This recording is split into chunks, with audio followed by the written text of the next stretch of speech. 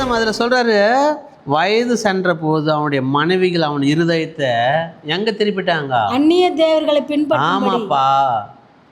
என்னங்க இது? இந்த வேதாமத்திலே சாலமோனை போல ஒரு ராஜா உண்டா? அவர் போல தங்கம் யாருன்னா வச்சுருந்தாங்களா? அவர் போல ஒரு அந்த மிஷினரி, அப்படிப்பட்ட ஒரு திட்டம் இந்த பூமியில் இந்த 4000 ஆண்டு பைபிளினுடைய வரலாறு யாராகிலும் அப்படி ஒரு வேலைப்பாடு உள்ள ஒரு ஆலயம் கட்ட முடியுமா? என்ன பண்ணிட்டாங்க அவரா? அந்நிய தேவர்களை அம்மோன் புத்திரர்களும் அஸ்தோத்தியும் மோவாபிய பெண்களுடைய தேவர்களையும் வணங்கும்படி அதற்கு முன்பாக ஆலயம் கட்டும்படி செய்துட்டாங்க. இல்லை, அல்லேலூயா. பத்திரமா நாம், அதனால தான் ஆண்டு சொல்றாரு, நான் என்னென்னபடி நடக்குன்னு நான் ஒன்று சொல்றேன் கேளு. ஆமென், ஆமென்.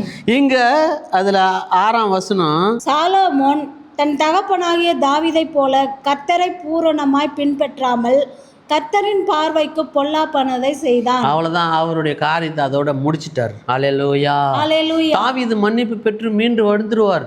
அந்த உரியாவின் மனைவி ஒரு இடத்துல மாத்திரம் அவர் அதோடு திருந்தி மன்னிப்பு பெற்று, நாம கூட எங்கேயோ ஒரு இடம் தவறு பண்ணியிருப்போம். தவறு பண்ணாத மனுஷன் இயேசு தவறு யாரும் கிடையாது.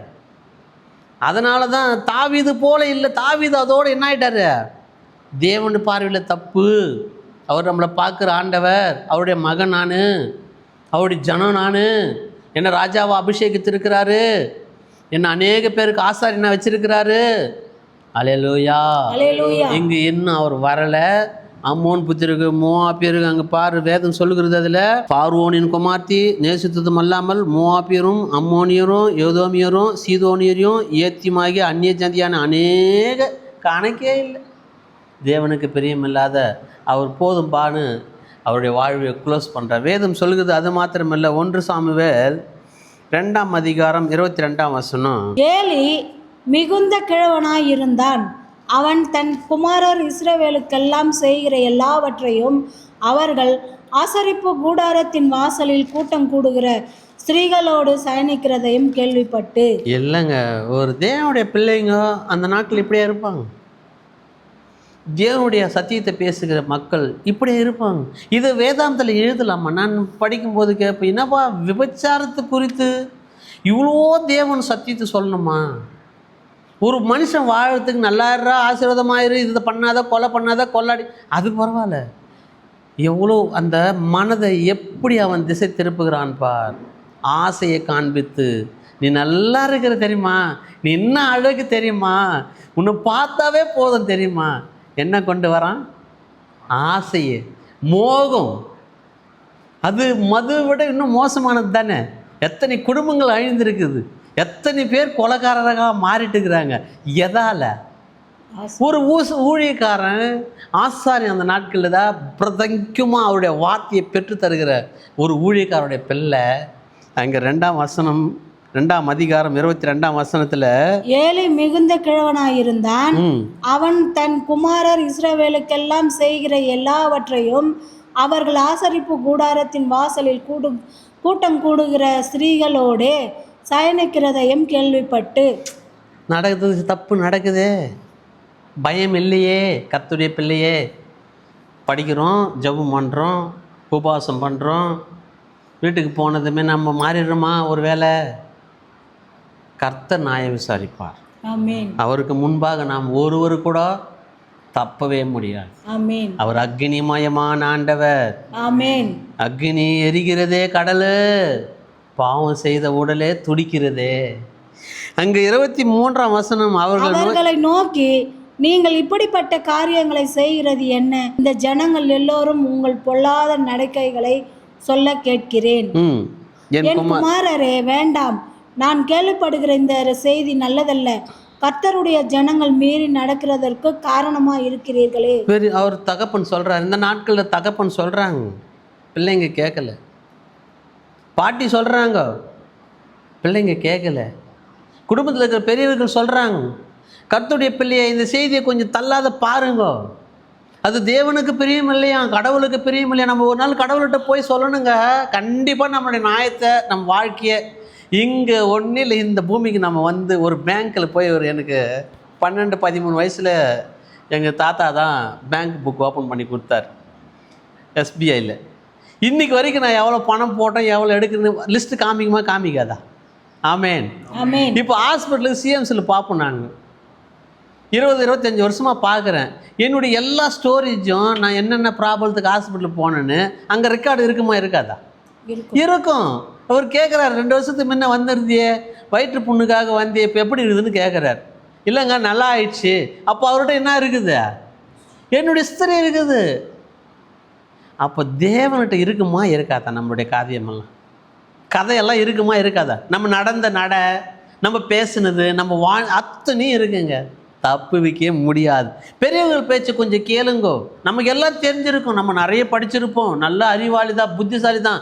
இல்லை, பெரியவர்கள் வார்த்தை அது ஞானம், அது வேதம். பெரியவர்கள் வார்த்தை சத்தியம். அதை நம்ம காது குத்து கேட்கும்போது அது நமக்கு பிரயோஜனமாக இருக்கும், அது நமக்கு ஆசீர்வாதமாக இருக்கும். தேவன் அதுதான் விரும்புகிறாரு, கடவுள் அதுதான் பிரியப்படுகிறாரு. எனக்கு எல்லாம் தெரியும் சொல்லாதீங்க.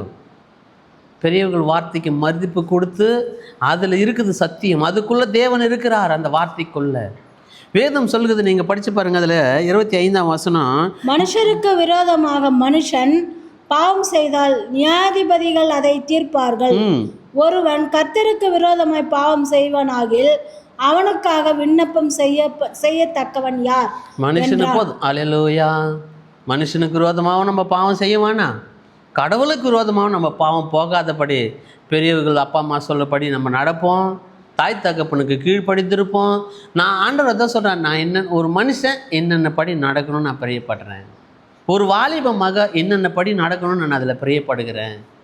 அது உன்னை பரிசுத்தமும் படுத்துமா, தேவனுடைய ராஜ்யத்துக்குள்ளே நம்மளை கொண்டு போகுமா. அல்லேலூயா. மார்க் 12:19. போதகரே, ஒருவனுடைய சகோதரன் சந்தானம் இல்லாமல் தன் மனைவியை விட்டு இறந்து போனால் அவனுக்கு சகோதரன் அவன் மனைவியை விவாகம் பண்ணி தன் சகோதரனுக்கு சந்தானம் உண்டாக வேண்டும் என்று மோசே எங்களுக்கு எழுதி வைத்திருக்கிறாரே. இது மோசோவின் காலம் அப்போ எழுதுந்தது. இப்போ என்ன ஆண்டு? இப்போ கிருபையின் காலத்தில் இயேசு வந்துக்கிறார். கேட்குறத சீசர்கள் கூட கடவுள் எப்படி கேட்குறாங்க பாருங்களா. அல்லேலூயா. தி பெஸ்ட்டாகவே நினைங்க எப்பொழுதுமே. என்ன ஆசீர்வதிக்கிறவே அவர், என் அப்பா என் பாவத்தெல்லாம் மன்னிச்சிட்டாரு, என் குருமெல்லாம் போயிடுச்சு, என்னை ஓடி வந்து கட்டியானு அப்படி தான் சொல்லுங்களேன். மோசோ காலத்தை தூக்கி வந்து இங்கே இவர்கிட்ட கேட்குறாரு. அவர் சொல்லுவார், படித்து பாருங்க 20. இப்படி இருக்க 7 பேர் சகோதரர் இருந்தார்கள். மூத்தவன் ஒரு பெண்ணை விவாகம் பண்ணி சந்தானம் இல்லாமல் இறந்து போனான். இரண்டாம் சகோதரன் அவளை விவாகம் பண்ணி அவனும். இப்படி 7 பேரும் பண்ணாங்க. இதெல்லாம் ஒரு கடவுள்கிட்ட கேட்குற மாதிரியான வார்த்தைங்களா? இல்லை, நான் கேட்குறேன். இன்னைக்கு கர்த்தருடைய பிள்ளைகள் அப்படி தான் நம்ம நினைக்கிறோம். இல்லைங்க, தேவனுடைய ராஜ்யமே வேற. அவர் நம்மளை ஒவ்வொருவரையும் அவருடைய மகன்னா எப்படி வச்சுன்னு இருப்பார். ஒரு கலெக்டர், ஒரு ஆஃபீஸர், அவங்க பிள்ளைங்களை எப்படி இருப்பாங்க நினைக்கிறேன். அந்த ஒழுக்கம், அந்த தி பெஸ்ட், அதை விட 100 மடங்கு நம்மளை ஆண்டவர் அப்படி ஆசீர்வாதமாக வச்சு நிற்கணும்னு பிரியப்படுறார். ஆமென். அவருடைய ஆசீர்வாதம் எப்படி இருக்கும் தெரியுங்களா? இங்கே அதில் சொல்கிறாரு 25ஆம் வசனம், மரித்தோர் உயிரோடு எழுந்திருக்கும் போது கொள்வனையும் கொடுப்பனையும் இல்லை, அவர்கள் பரலோகத்தில் இருக்கிற தேவ தூதரை போல் இருப்பார்கள். ஏப்பா, இங்கே அவர் செத்துட்டாரு, அவர் பொண்டாட்டிக்கு வாரிசு இல்லா காட்டி அந்த பேர் உருவாக்கத்துக்கோசரம் மோசோ அந்த நாட்களில் ஒரு கட்டளையை கொடுக்குறாரு. தான் சகோதரன் பிள்ளை இல்லாமல் இருந்துட்டா அவன் மனைவி இருக்கிற சகோதரனுக்கு கொடுக்கணும். அது பழைய ஏற்பாடு. சரிப்பா, புதிய ஏற்பாடு. அது கூட ஒரு ஆள் 7 சகோதரன் 7 பேருக்கு அவளுக்கு கொடுத்துட்டு இப்போ பரலோகத்தில் என்னன்னு கேள்வி கேட்குறான் பாரு. இங்கே இருக்கிற மாதிரியே அப்பா அம்மா அண்ணன் தம்பி பங்காளி சண்டை மாமச்சான் பரலோகத்துக்கு வருமா? அங்கே சண்டை போடலாமா? இங்கே வழியில் போகும்போதே ஒரு பைக்கில் ஒத்து வெட்டி மடிஞ்சு அங்கே சண்டை போடலாமா? ஹல்லேலூயா. இன்றைக்கி அப்படி தான் நம்ம நினைக்கிறோம். நம்ம சிந்தனை அப்படி தான். ஐயா, இந்த ஜீவன் இந்த இரவு இங்கிருந்து போயிடுமானா நான் எங்கே இருப்பேன்? அவருடைய ராஜ்யத்தில் அவருடைய பிள்ளையாக இருப்போமா? என்னை ஏற்றுக்கொள்ளுவீங்களா? என்னை மன்னிப்பீங்களா? நான் அநேக பாவம் செஞ்சுருக்கிறேனே. இது தாங்க அவருக்கு பிரியமானது. அவர் சொல்கிறப்பாரு, அப்பா இங்கே இப்படி இருக்குதுட்ட, அங்கே வந்து அவருடைய பிள்ளையாக தேவதூதர்களை போல இருப்பேன். இதெல்லாம் ஒழிஞ்சிடும்.